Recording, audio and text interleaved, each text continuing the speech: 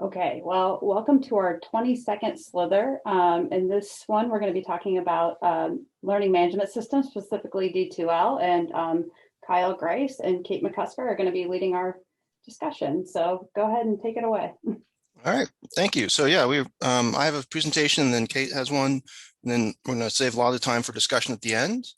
So this is SLiTHER number 22 for us, and we've been doing this for about a year. So all of the previous SLiTHERs are in a collection on Viper. And they cover all sorts of topics relevant to all sorts of classes. So everything from going online with inorganic chemistry to facilitating group work online, to applying green chemistry to inorganic labs, etc. And so we've covered a lot of different things that kind of go about the what and why of teaching, and somehow. But I think some of what we were thinking about is that we haven't really done like something on the applied, like how do you use your course management system? And so that's kind of what inspired us to try this out. So all of these are on YouTube, and the links are on the items in the collection. And so this will also be recorded and put on YouTube. Okay, so today's topic is D2L, which is a learning management system that both Kate and I use at our institution. So I've been at DePaul since 2013, and I've only used D2L. So I have no experience with other learning management systems, so I can't speak to those. And so this is, I'm not an expert. We're not saying we're experts, but this is what we've done. And of course, you can talk to your own institution and learn more about little details that might be further buried in. So every course that I teach gets a D2L site. And so we generally use the D2L site as our center. This is all courses except like independent study or research credit for credit courses. We don't generally activate the D2L courses for those. So I'm going to talk about two things that I've used. And one is quizzes within D2L. And they've turned out to be very useful for both lecture and lab, and also particularly during when we were teaching online. And so I want to talk a little bit about how I've implemented them. And then again, we're gonna have lots of time for discussion. So maybe you've found something more useful or a better approach, and we'd love to hear from you about what you guys have been doing as well. So for example, I use pre-lab quizzes in lab courses. So they have to take the pre-lab and get a certain score before they can come to lab. And I'll show you how you can kind of and then I started using them in lecture courses during the pandemic, because I wanted to make sure that students were staying on kind of track. And so I made weekly reading quizzes. And what I did, and I'll show you here, is giving students multiple tries for these reading quizzes, because just to make sure that, like, are you reading, are you paying attention, right? So for this example, this was an inorganic chemistry course. I teach on a quarter system, so it was a 10-week junior, senior level inorganic chemistry course. And so what I did for the online version, right, is I built in reading quizzes as a fairly low stakes grade, but I also had discussion board posts, which I'll talk about, and activities. But so the reading quizzes were pretty low stakes, and again, it's just meant to be a way of getting them a grade point for staying on top of their reading. I also dropped the lowest quiz and also the discussion board week, right? I know crazy things happen. So in case of, rather than dealing with those individually, I said, blanket, it could be health problems, could be whatever. If you miss one, that's fine. No stress. I'll drop the lowest score. So here's what, if you go into D2L, which hopefully you're familiar with, you can find quizzes usually on your main menu. If you don't see it right away, you can usually go to more. But so once you create or quiz or edit it, this is what pops up. So you can give it a name, you can make categories. What I like to do is often I'll shuffle the questions. So this is, again, the first kind of menu that pops up. And here's where you shuffle the questions at the quiz level. Now, this is above where you would actually enter the quiz information. So just to show you, this is like the first reading quiz for my inorganic chemistry class. And so below, you can add or edit questions. And so I typed in all of these questions. And so as a reading quiz, I tend to use just multiple choice really simple, basic questions like that are usually like one is really obviously wrong, right? But really just again, but I shuffle the questions at the quiz level, and I also shuffle the A, B, C, D answers. And so what that does is that the students can take them as many times as they want, but it's not going to be the same order, right? And so again, that's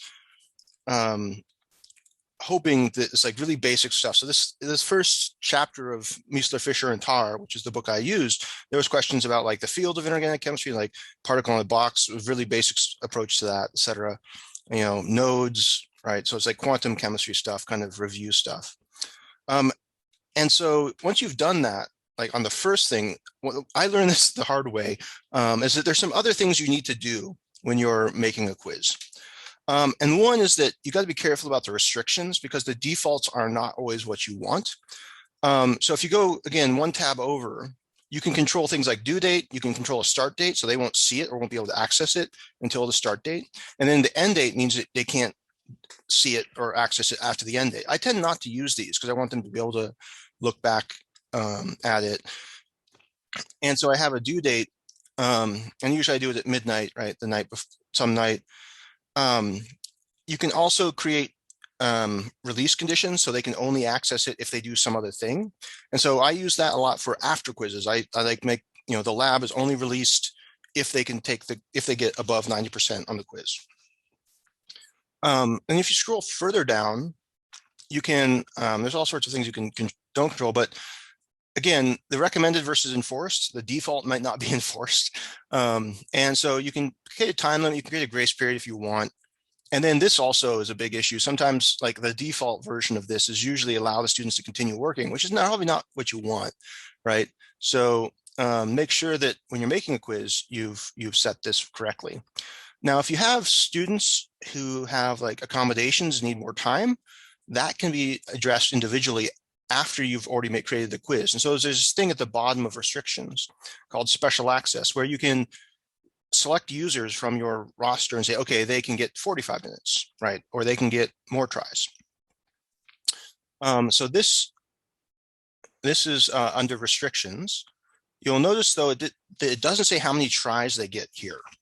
And so for that, you got to keep going. And then under assessment, right, and we're getting to two things, just moving along the top here. So I use my own grade book, like, you know, separate, but I also use the D2L one. And so what you can do is if you check these things, and again, the default is that they are not checked. And if you create a grade item in your course book, you can basically allow it to automatically transfer to the course book. So you don't have to go in and type anything in, right?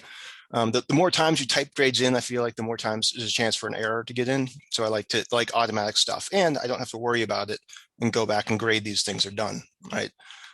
So as long as you check these things and also have the due date and have your grade item already made, it's nice and smooth. Also, once you've made a quiz in a previous course, so I taught the same course in the spring of 2020 and in the spring of 2021. I just literally copied all the quizzes over, right? So once you make a quiz within a course, if you have access to that course, you can copy it over.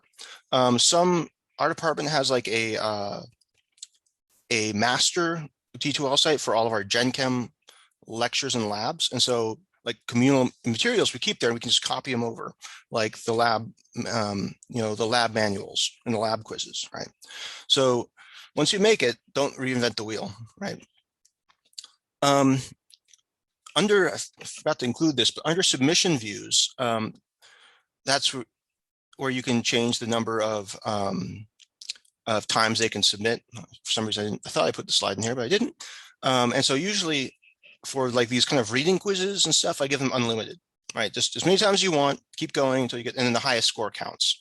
You can select that under submission views, right? Which submission views is like, what does that mean, right? It took me a while to find that specific thing.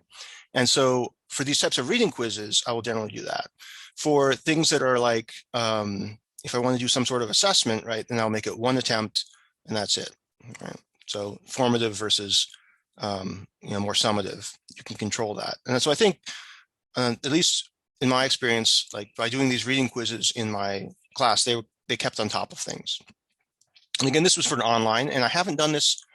I'm thinking about what I'm going to be doing next year when we move back in person. And I'm probably going to include reading quizzes, and certainly a syllabus quiz, which is not something I've done before, but I think will be important as we move from online back to in person, and students need to readjust to things. We're having some of those issues this summer as we go from remote to in person.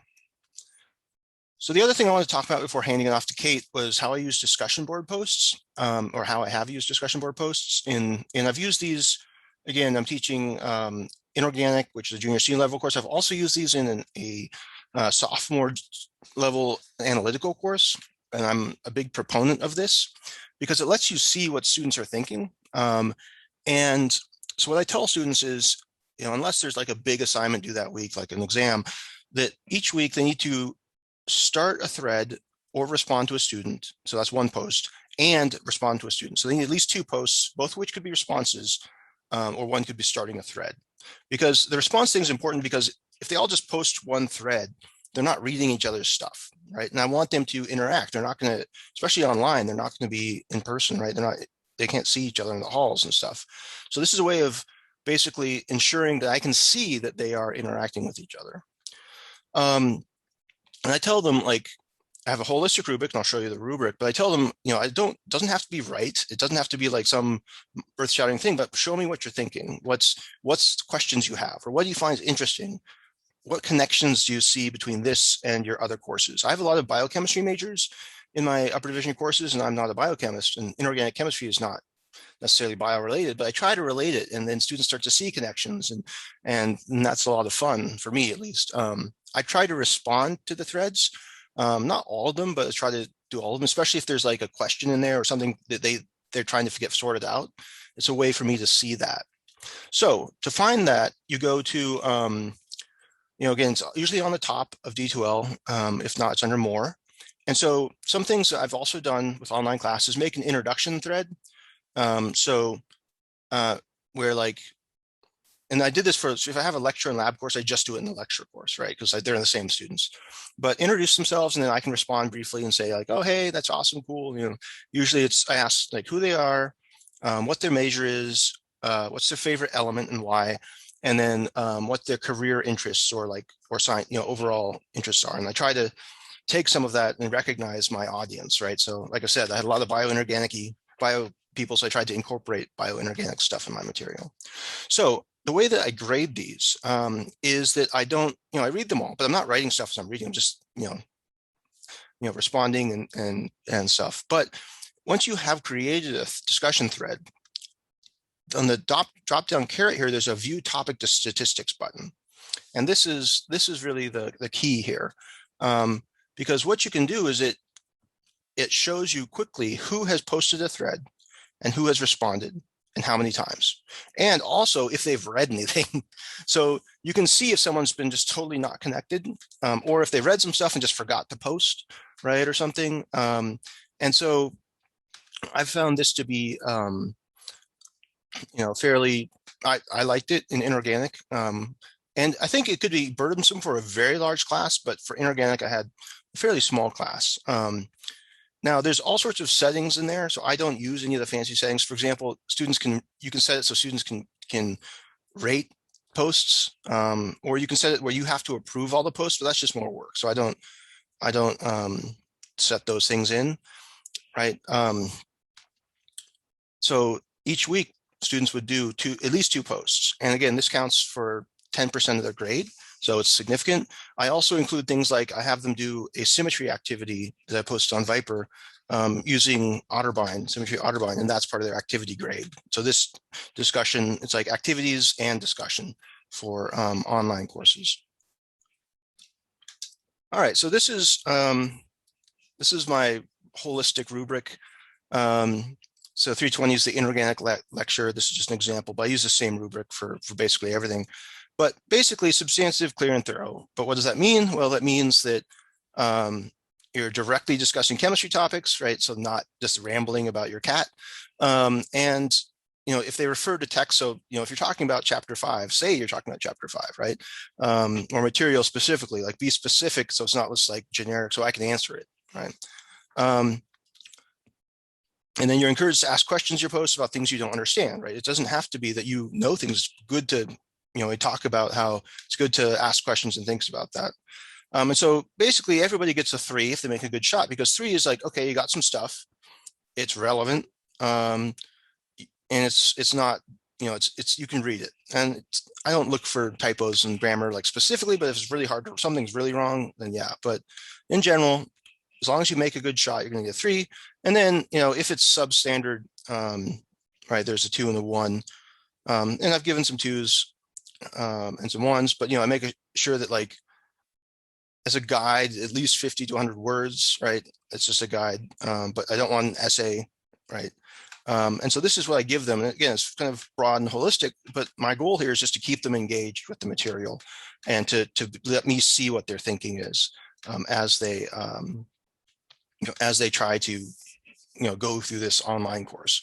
So in person, I think I might still use discussion posts, but only like maybe less frequently, and just do it as like maybe part of an exercise on something specific. But again, I was doing this as kind of a way of the normal chatting that you would have before or after class or even in class, right? That you can't do. It's harder to do online. So those are the things I wanted to talk about. And before we get into discussion, I think we'll save the discussion until after Kate's presented her stuff. But again, I'm not an expert. This is just something I've been doing on D2L. So I'll stop sharing. And then Kate can... I will unmute myself. Yep. And go ahead and, oops.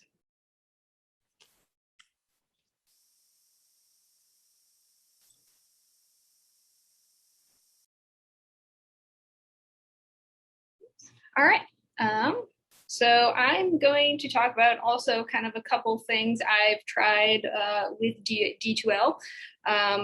I have also only had experience with D2L, so I can't, say it works better or worse than anything else.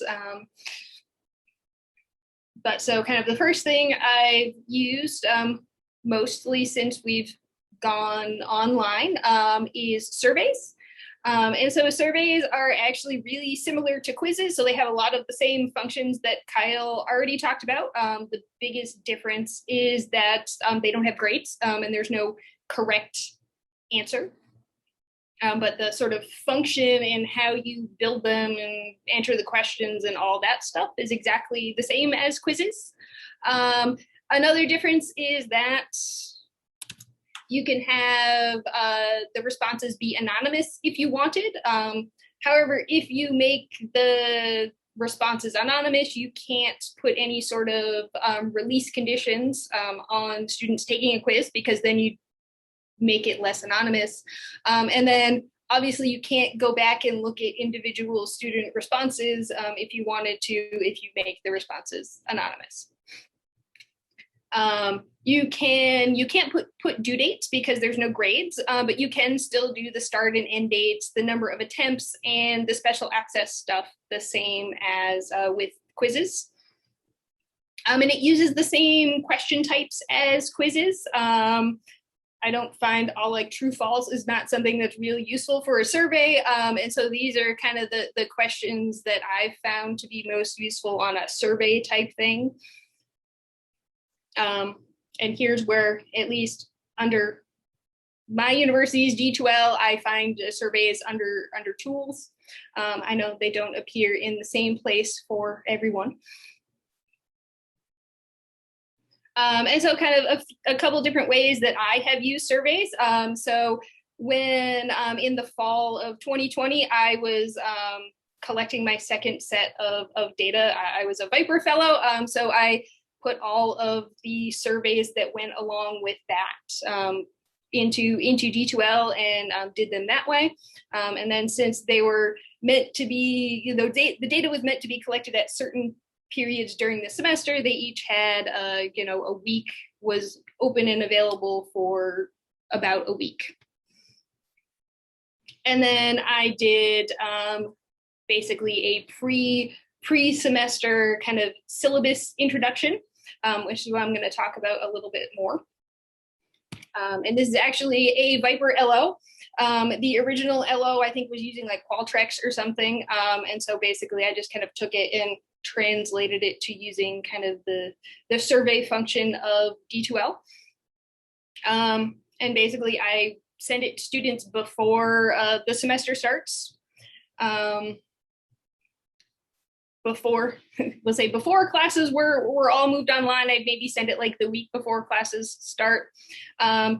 I've started doing it a little bit earlier now that, since we've gone online, because, well, things are way more confusing for students, and this lets them kind of get the information they need on what is going to go on during the semester earlier ahead of time.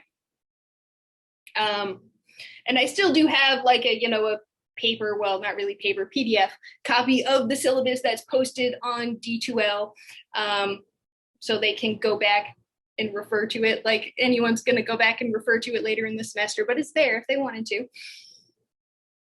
And so they get information basically about the textbook, about the course delivery mode. I'm sure I'm not the only one that your registrar listing for your course is really confusing, and students have no idea whether they're supposed to show up in person, online, something in between. And the listing for my course, it was like, well, it's an online class, but we're still giving it a time and in a building, but not a room. And so then I get students emailing me going, I don't understand what's going on. Do I have to show up in person? Do I not? And so I think, if I send this out at least a few weeks before class, then they get that information beforehand and they are not confused about what to do on the first day of class. I've kind of started giving, students some kind of choice about some of our course policies. And again, important when we went online, I can kind of poll students about, basically what their technology capabilities are, especially with our student population, when they weren't on campus and when they didn't have access to campus computer labs. It is not a given that everyone has a functional computer and reliable internet access. Basically they're reading through all of the policies that are in the syllabus. And so we don't necessarily have to go over every single one on day one. I still go over the most important ones, usually the ones related to grades and different assignments, but we don't necessarily need to discuss every single one. And then I have a section where they can ask questions or things they might be concerned or confused about, so I can know that ahead of time and find answers before the first day of class. And so these are just kind of the different question types. So multiple choice, we all know about multiple choice questions. Some of them I actually do as, there's a choice like this one. For some of the, just kind of standard policies, it's like a single choice, multiple choice. Yes, I acknowledge that this is a class policy. I will follow this rule. We have the kind of Likert style questions, rank this from 1 to 5 or 1 to 10. I think there's a few different options. So this is basically, I ask them, here's all the topics we're going to discuss in class. Are you, yeah, I'm very confident in this, I already know a lot about it, or, oh my gosh, I have no idea about this topic whatsoever. It kind of gives me an idea of where the class is before we start.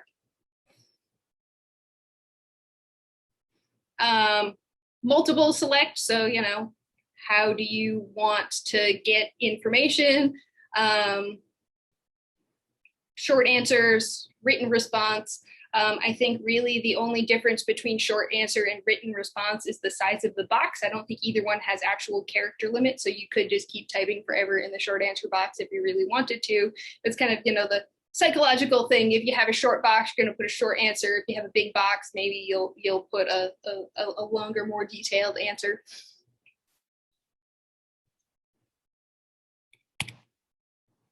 And then basically, after all your students have taken your survey, you can either look at individual reports, so you can see basically one report for every student who took the survey, or you can do a summary report.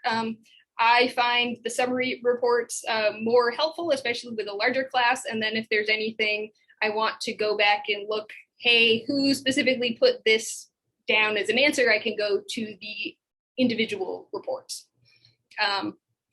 These are examples from when I did Gen Chem last semester. So I had 85 out of about 100 students actually respond, which for Gen Chem is probably not terrible. And so this is one where I kind of gave them an actual choice, so what day or days do we want to have problem solving sessions? And so based on these responses, we did them on Mondays and Wednesdays. I had a few actual honest people who were like, I'm just not going to show up whenever.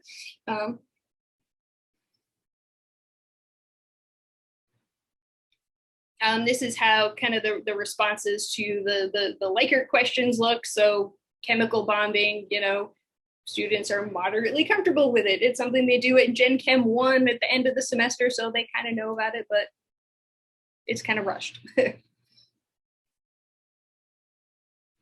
And this is how responses to either short answer or the written response will look. You just get each one listed individually. And then again, if you wanted to know which student specifically gave you a response, like I have a question on, do you have a nickname you like to go by? Obviously I have to go then and look at the, individual responses for that.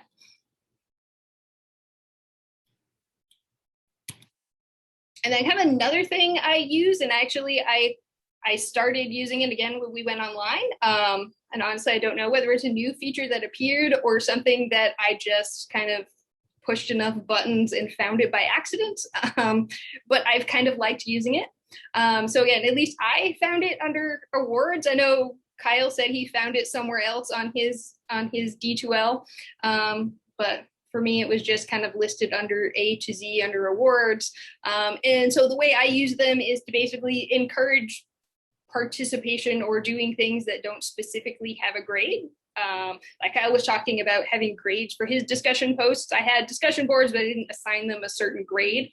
And so doing this sort of badge thing, hopefully helped more people want to do it because there was some sort of something in it for them. So basically how I did it was at the end of the semester, basically badges gave you bonus points.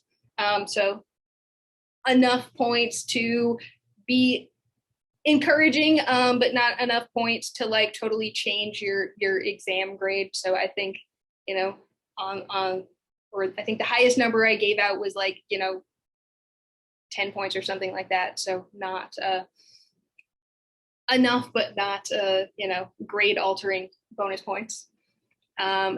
And depending on what kind you're using, you can set conditions to award them automatically because, the less work you have to do, the better.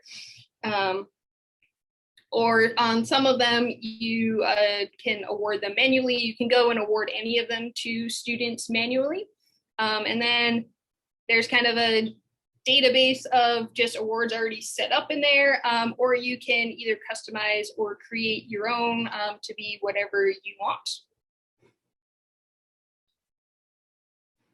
So once you get to your course or to the awards, if you go under course awards, you can, click on the blue button that says add awards to add an award to your class. And then you'll get, this whole list of awards that are kind of already available. You can use the search box if you want to specifically look for awards for discussion posts. I look for discussion and then I get a list of awards that are already made for discussion posts. So, hey, you did the first post or you did the most posts. If you've already created awards, you can narrow it down to search for only the ones that you have created. If you haven't created any yet, you don't necessarily want to do that. Something that took me some, chatting with tech support to figure out, your awards won't appear here until after your course is open. And so if you're building this over the break or over the summer and you did all this work and then you go, hey, what are my available awards? And nothing appears. that's how it's supposed to be. And then once the course is open, the awards that are available will appear, that you've added to your class will appear in a list over here. And so you can also, in addition, if you don't find one that you like, you can create your own. You basically just need to give it a name, some kind of brief description.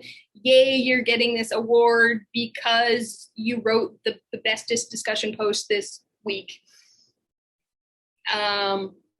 There's two types. So there's badges, which is what I used, and then there's certificates, which is basically the same thing, except you get a PDF or something that you can save or print. I didn't think that wasn't something I've ever used for my classes, but I could see if you were doing like a, lab safety quiz before the start of the semester, okay, you have to send, your prove that you passed the lab safety quiz to your lab instructor. But I did badges. And then availability. So basically the default is basically you are the only one who can use your badges in any of your courses, or you can make them available to anyone. Actually, I'm not sure whether that's anyone at your university or anyone in the, whole of D2L that can use it.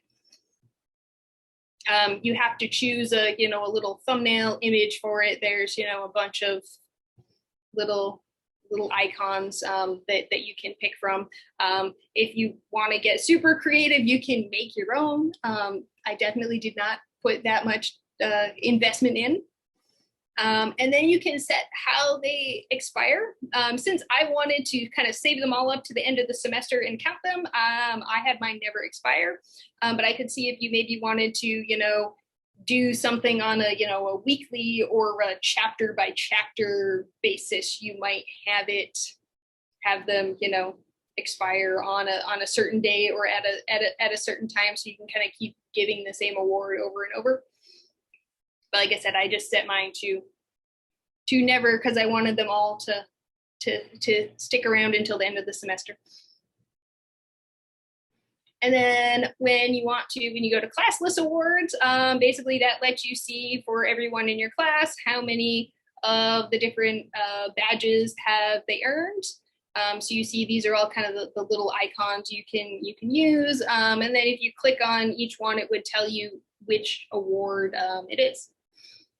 So basically at the end of the semester, I just went here and I was like, okay, this person got 3, that person got 4, this person got 6, and just use that to add their bonus points to their exam.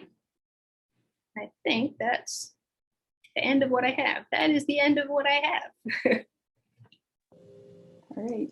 Thanks, Kate and Kyle, for telling us what you guys have been up to. I'm sure other people have questions or comments.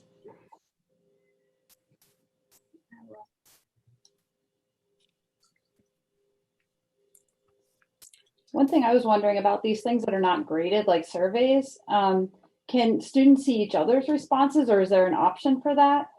Do you know? No, I don't know if there's an option for that. There may be in one of those like submission view kind of things, but I don't have that. Yeah. So I will say I've never tried or looked for it. I'm just curious. I mean, in the discussion board posts, of course, they can see, and that's kind of the point, right? Right. What about the awards? Can they see each other's awards? No, I think they can only see the, which awards are available, and then which ones they or have earned as an individual.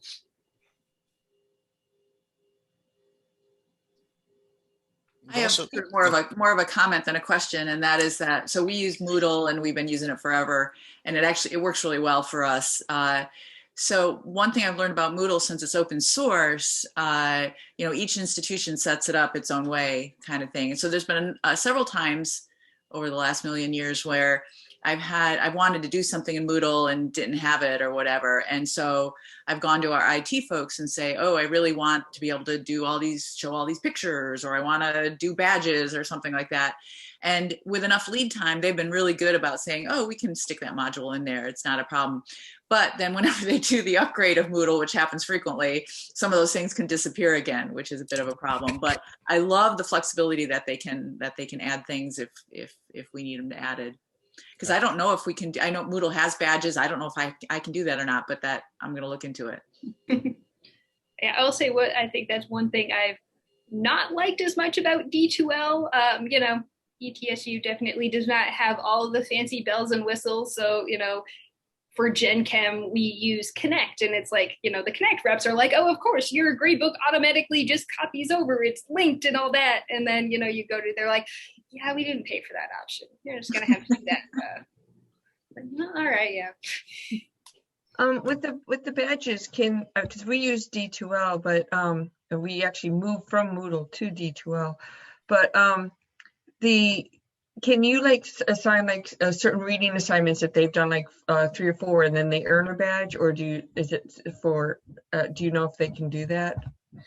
Yeah, so you can set up, and I did not include that, but you can set up basically release conditions. So I did have some, it was like, you watched or you submitted all of your asynchronous activities. So it was like you had to submit something to these 6 drop boxes, and then you get the award. So you can add more than one condition to get the award.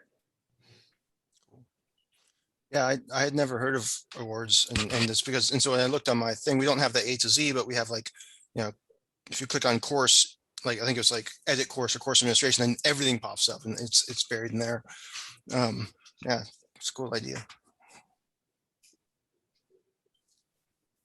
Hey, Kyle, realistically, how many students do you think you could handle the discussion, the forum post with? Because I get overwhelmed by them very quickly. I ask a lot of questions. I never look at the responses. Yeah, I mean, I like I said, I kind of look at threads, right? And that's one of the nice things about having students respond to each other is you can see, okay, they're just having a decent discussion, and if there's something in there that catches my eye, I'll respond. If not, it's okay. Can let that one be. And so last year, spring quarter, I had 20 something in my upper division inorganic, which is a little high. Usually it's more around 15, and that was fine with discussion board with the way I did it, right? And I'm not counting, or when I'm reading them, I'm just reading them. I'm not grading or writing things down, I'm just reading and interacting, and I enjoy that, right? And then I go back and do okay, did everybody post and do something, right? And see, and just enter the grades based on that. Because once you've read through them, you can see, okay, there's no weirdo one-liners or bad posts. And then you can say, okay, everybody who did one probably can get a 3. And then you go and see, okay, wait, oh, that person didn't do one, that person didn't do one. And you wouldn't, right? So I don't have to look through while I'm reading. So I kind of decouple the reading and responding and the grading. I think that's a good idea. Yeah. Okay. With 80 something, yeah, I don't know. So I haven't done it in Gen Chem, but you could.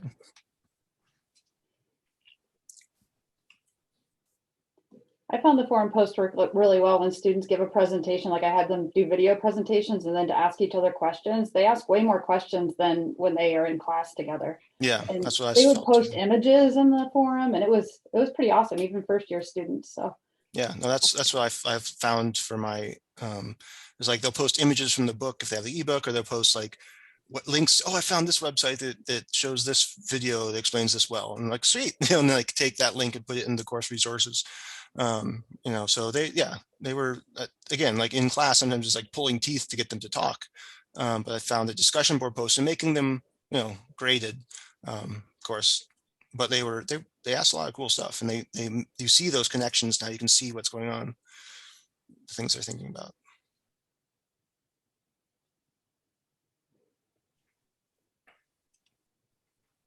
Has there been anything that you've tried that you're not going to do again?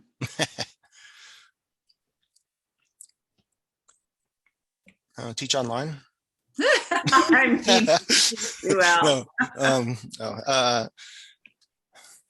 I mean, there's some things that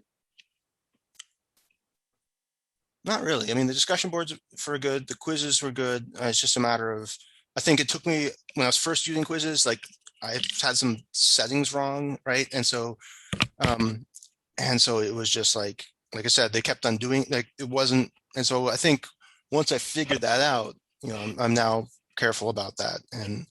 And so I think the first time you do these things, just check look at all the settings, because sometimes the defaults are not at all what you want. I have a question for the Yeah. group. How many of you are actually teaching online beyond COVID? And I guess that means maybe this spring.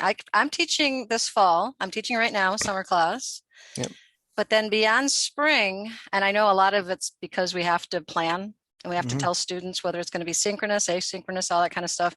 So I'm just kind of wondering, are people kind of becoming online teachers? Because the one thing that really was tough for me this last spring, since I had a sabbatical to flip my class, I actually had everything recorded. Nice. But what I tried to do was to continue to use D2L more as what we call a supplement, meaning, it was like what we were already using. We just had to do more. And by the second semester, I think students were starting to look for a quote unquote, again, real online experience, which I personally haven't done for, decades, because I did it way, way back when. So I actually revamped my entire course. And I don't know if this was something that came through Quality Matters. I don't know if you guys, I don't know if that's state or national or. I don't know. I've heard basically, I cross-linked my whole course. Yeah. Yeah, I do that too. So I didn't show the overview of my courses. So I've taught asynchronously online. I've taught synchronously online during the pandemic. And pre-pandemic, I did some training with QM, but with our internal training and DePaul to get what's called DOTS. We call it DOTS, but it's basically like once you get DOTS approved, you could teach online pre-pandemic. And so I taught a master's level organometallics course, hybrid, so half in person, half online. And I know that in the fall we're going to be mostly back in person, but one Gen Chem instructor is going to do it asynchronous or synchronously online. So I think the students, they like the synchronous online, but they also want it recorded, right? So you kind of have to do everything if you're going to do it online, which is annoying. But we have built into our D2L, we have Panopto, so I can just record. I can do a Zoom recording and post it, or I can do a Panopto recording and have that link multiple ways into my course. For my course, because it's 10 weeks long, I just have 10-week modules, and each module I have links to everything, right? So they just look at one place for this week's readings, and I'll link to the resources and stuff, and then this week's assignments, and I link to the assignments.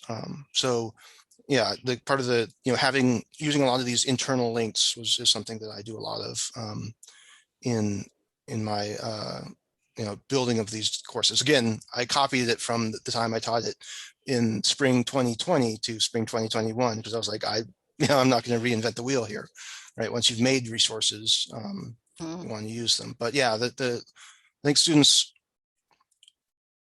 most students wanted the live online, so synchronous, but many also wanted both. They wanted the live and they wanted the recording so they could look back at it.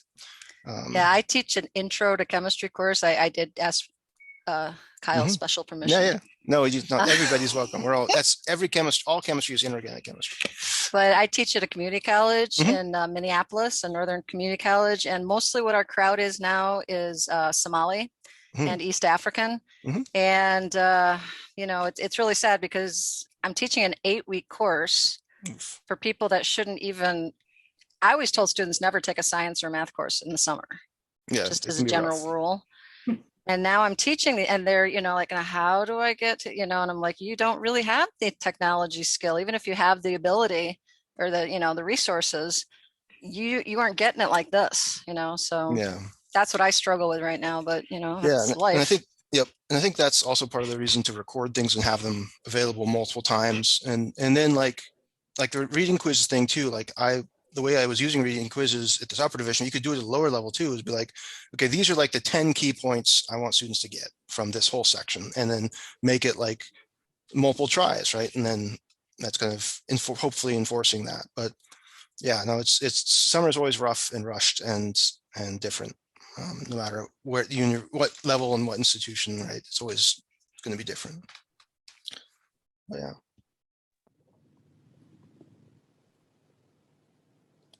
Any other thoughts about using D2L or things you tried or that worked or didn't work? While you guys think about that, I'm going to post the evaluation in the chat. Oh yeah. So take a look at that and come up with some whatever else you want to ask. Yeah, and so we also in the evaluation, I think it also asks for if you have any ideas for future SLiTHERs. We're always looking for ideas for discussion, and we'll probably do some other learning management systems. Yeah. I think Casey has a hand up. Yeah. Yeah, so we use Blackboard, not D2L, but we're going to be shifting to something. It might be D2L, but we haven't been told what we'll shift to in a couple of years' time.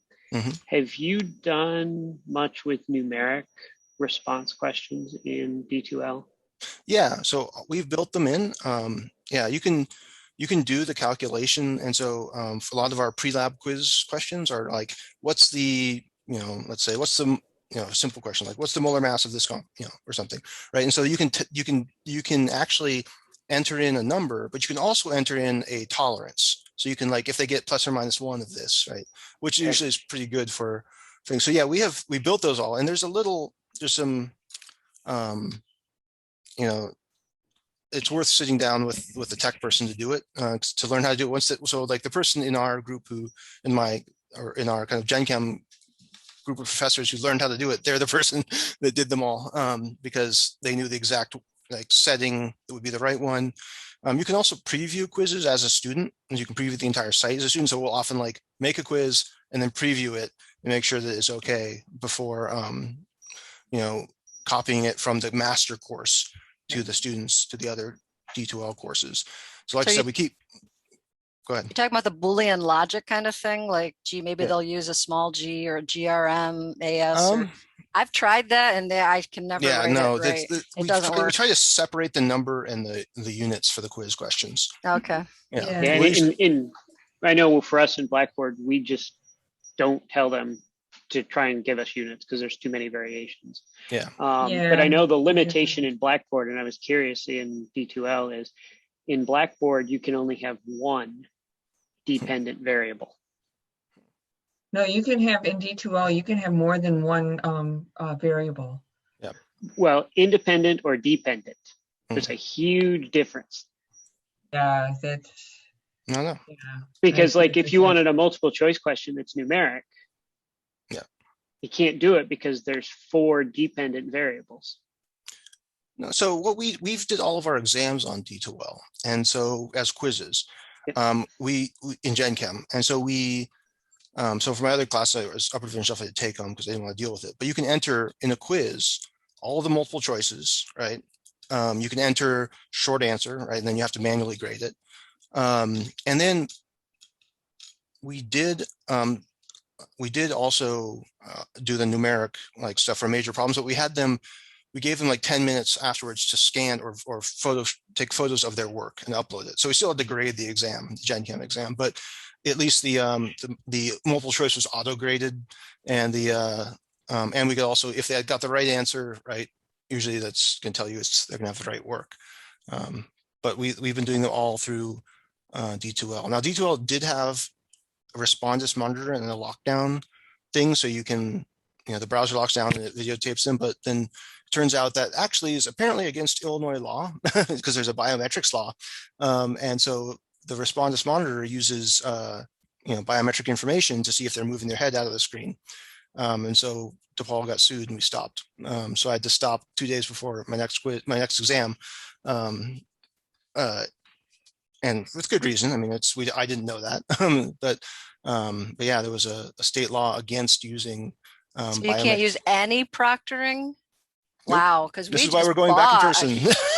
Well, we just bought a big proctoring thing, but to me, it was another level of technology. Like if I made a mistake on the due date, I can fix it on D2L, but then I gotta communicate that, and maybe we're already taking the quiz, and I just said, no, this is not high stakes for me. I'll just live with the consequences. Yeah, exactly. So maybe our nursing teachers use it, but yeah, we made it. Basically after that we just honor system. But yeah, it's when I did. Oh. I taught Gen Chem in the spring as well.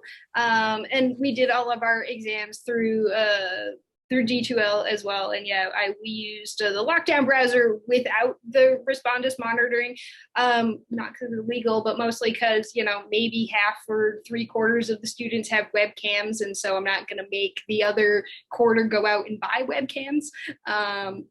And kind of the only way that worked is I kind of randomized the heck out of the, I used question pools, I randomized the order of the questions. So then when I found all of the questions posted online afterwards, I could fail those students because each one was unique enough. And I only had to do that one test and it never happened again. Kyle, you said that... I have a question for Kyle. Oh, sorry. About I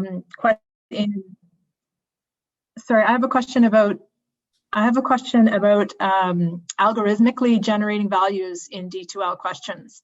Can we generate algorithmic variables in both the question and in multiple choice answers? It's a good question. We haven't done that for multiple choice, so I don't know. I'm sure you can. I'm sure there's a way to do it. I just haven't. I tried. Yeah. And then, yeah, the algorithmic. I know that we've tried some algorithmic math questions for the pre-lab quizzes, but we try to keep it pretty basic. I think it was just like, yeah, I have to go back and look at the quiz questions. It's been a while since we've generated those. Yeah. Gonna say that I would be interested to know how to do that because I kind of did them manually myself. So I did here's 5 questions. I'm just going to change the number in it and change around the answers. Yeah. So kind of related to that, can you upload a text file, a tab delimited file of questions as a pool? Yep. Yes. Can you do that with numeric response questions? I think so. Yeah. Okay, because everywhere I found starting to look ahead says that numeric response questions are not allowed to upload. So I'm trying to find somebody that has done it so that I know it can be done. Yeah. I can check with my my IT my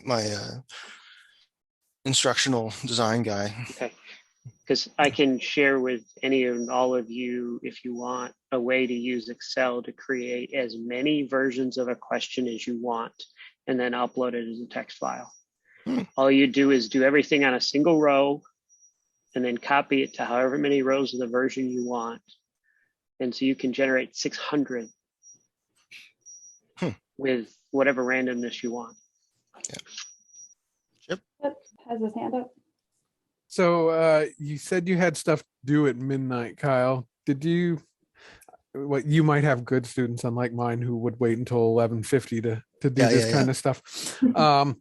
Did you sit up and wait for the inevitable last-minute emails? No. Or did you consider changing the time so that if there were emails a flying?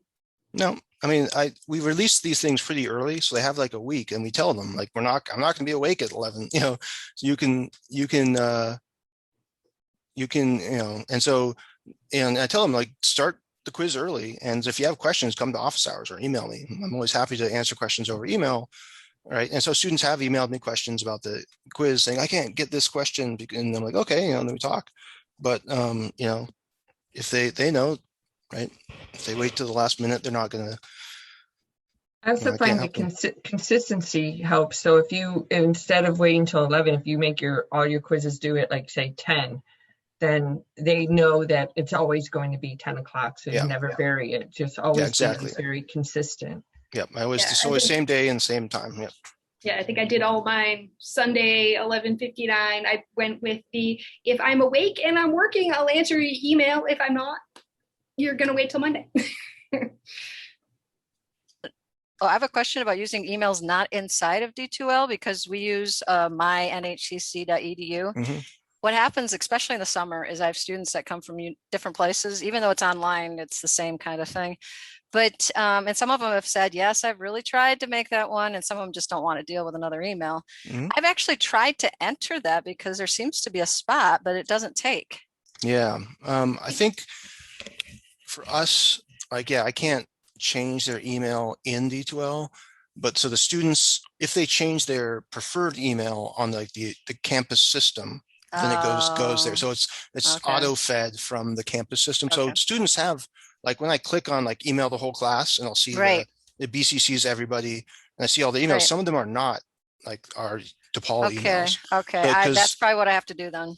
Yeah, and the same thing with their the students. Like, I had a student, like, we were mailing something to students, and students like, oh, when am I going to get it? I'm like, well, it's going to go to your address that's on, in Campus Connect. So if you've moved, or if that's your mom's house or something, it's going to go there, right? Because it was something official through the university. It's like, but so they have control over that. And so, yeah, I've got lots of random emails that are not, official emails in the email that pops up when I send the email to the entire class. I also noticed that when you try to email the entire class, it emails you as well. So I always delete myself. So I only get one email instead of two, because it also sends me an email when I send an email, which I guess is good for record keeping, but it's kind of annoying when you get two because you forgot to delete yourself from the BCC. I was going to say, I have it, like, I can have the list of everybody in the class, which would include me, and then I can have a list of only the students. Yeah, so I just forget to go there every time. Yeah, I was going to say, so if I do the email from only the students, I was going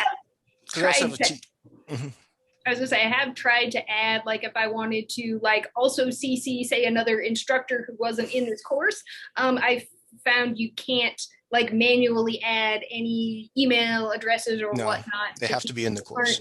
In the course. Yep. So if you wanted to manually add your students, you couldn't do that. Yeah, you have to add them as a TA to the course first. Yeah, so we add other instructors to our courses, or our course assistants, or what's called supplementary instructors. And so they're not students, but I want them to get the emails too, because so I usually just hit send all. But, yeah. Another thing with D2L that I have found is, even if you say view as student, it's still different than if you ask your D2 or your IT to add you as a student. And there is some best practices around that too, but you can become a student and you really, really do see exactly what they're saying, not just kind of not just something previewing. Pseudo. Yeah, not just a preview. That's good. Yeah. Looks like Casey put the link to the Google folder about making some numeric questions. So I did. And the tutorial outline, the PDF really kind of outlines a lot of that, but there's example files and so forth. So cool. Well, we're right up against 1 o'clock. If people want to keep talking, we can, but if anyone has any last minute questions or. I have a question that it might open a whole can of worms. And so I'm teaching Gen Chem laboratories in a Canadian university, and the course size is about 1,500 students. And so with the switch to online, we've noticed there's so much less paper to shuffle. And so I'm hoping to be able to continue with doing less paper shuffling and have students submit reports online. And what I'm wanting to do is have them generate a report through D2L. I initially thought maybe it could be done through quizzes, but there's no way to. So what I'd like to do is create a template for them to fill in, and then D2L spits out a summary of everything they filled in into a Dropbox. I'm wondering if that could be done with surveys. And Kate, if you have any thoughts on that, since you're kind of a survey expert. That sounds really interesting. I mean, you can certainly get the individual reports, and you can export them as like an Excel file. Okay. If you had like simple answers, I have not found the Excel file very useful for complex answers, but if you had, for Gen Chem, pretty simple answers, you could get it as an Excel file. I don't know how to, I guess, make it graded or submit it to a Dropbox. Yeah, you could do that in a quiz with just big, open response text boxes for if it's written stuff.